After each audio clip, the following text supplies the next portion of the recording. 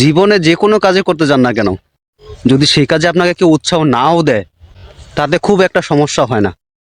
কারণ নিজের বিশ্বাস আর ধীর স্থির অগ্রগতির মাধ্যমেই মানুষ একসময় কাজটা সম্পন্ন করতে পারে। কিন্তু সমস্যা তখনই শুরু হয় যখন কাজে বারবার কেউ ব্যাঘাত ঘটায়, বলে এই কাজ ভালো না, এটা কইরো না, তোমার দ্বারা এটা সম্ভব না। এই কথাগুলোই কাজের চেয়ে বেশি ব্যাঘাত করে। তখন কাজ থেমে যায় না, শুধু মানুষের মনোবলও ভেঙে পড়ে, নিজের উপরের বিশ্বাসটাই নষ্ট হয়ে যায়। ঠিক এমনই এক অভিজ্ঞতা ফেসবুক এবং ইউটিউব প্ল্যাটফর্মে হইতেছে।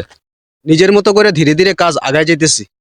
চারপাশে নানান রকমের কথা, নানা মতভেদ, সেগুলো সহ্য করা যায়। কিন্তু প্ল্যাটফর্ম যখন নিজেই কাজের বাধা হয়ে দাঁড়ায়, তখন মন মানসিকতা আর আগের মতো থাকে না। মাঝে মাঝে মনে হয় এই প্ল্যাটফর্মগুলো থেকে একবারে বিদায় নিই। আবার কখনো কখনো মনে হয় না, ফিরাই আসি, কারণ কোথাও না কোথাও এখনো আশা বাইচা আছে। ইদানিং ফেসবুকের আচরণ সত্যি মনরে অস্থির করে তুলছে। কাজের আগ্রহটা কমাই দিতেছে, মানসিক শক্তিরে দুর্বল করে দিতেছে।